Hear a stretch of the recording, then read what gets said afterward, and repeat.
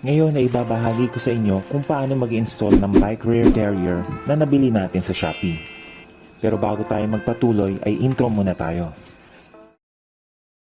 Mga boss, kamusta? Ako po si Curious Kid. Welcome sa aking munting YouTube channel kung saan pwedeng kapulutan ng kaalaman ang pagiging mausisa.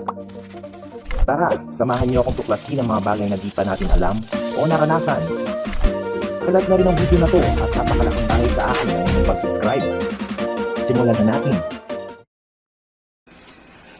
Buksan na natin itong package. Sana kompleto ang tools at walang kulang na pyesa.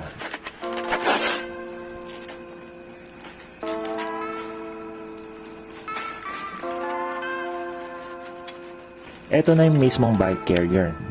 Ang material na ginamit dito ay aluminum alloy. Ito naman yung mga mounting tools included.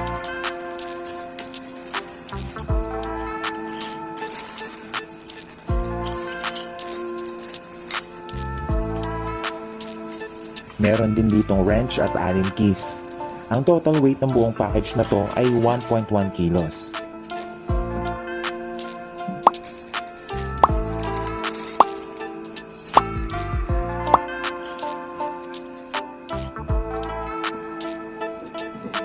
Bago ang lahat ay tanggalin muna natin itong warning sticker. Hindi ko kasi trip na may ibang kulay sa bike. Naka-indicate lang naman dito yung maximum carrying weight na 50 kilograms.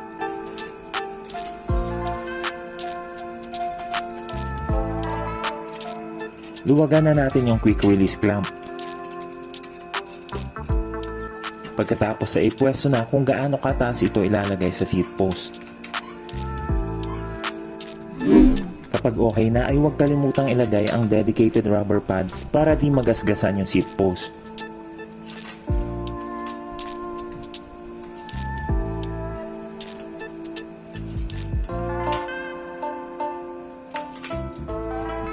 I-double check kung naka-align yung rack sa saddle at sa mismong bike frame. Then maaari nang higpitan at i-lock yung clamp.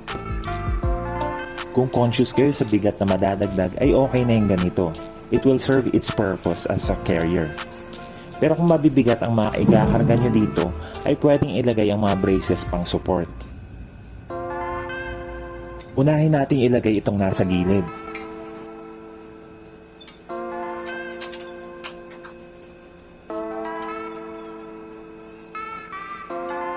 Lagyan ng bolt, washer at nut. Then higpitan gamit ang Allen key.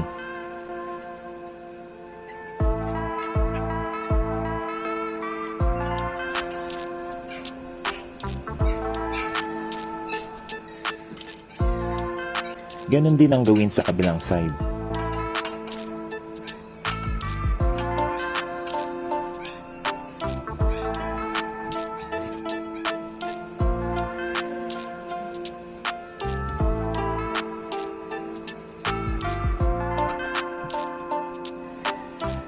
Ang susunod ay itong brace na hahawak sa carrier at sa seat stay.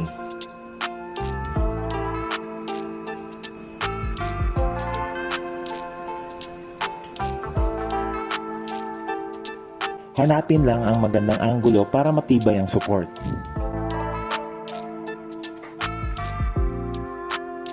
Maaari nang higpitan ang mga bolts.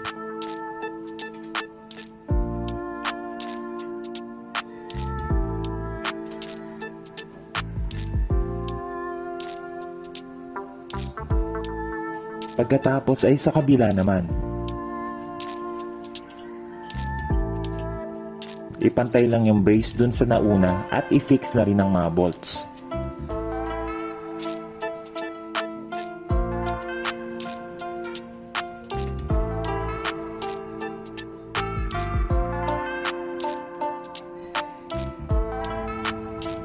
May kasama na rin itong flexible rope.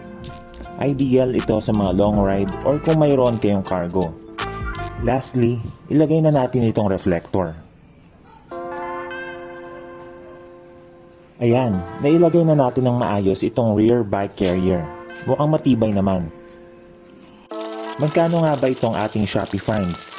Ito ang price nito.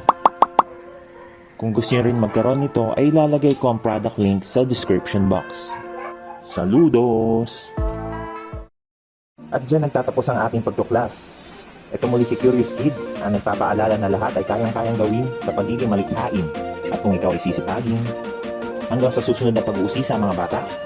Adios!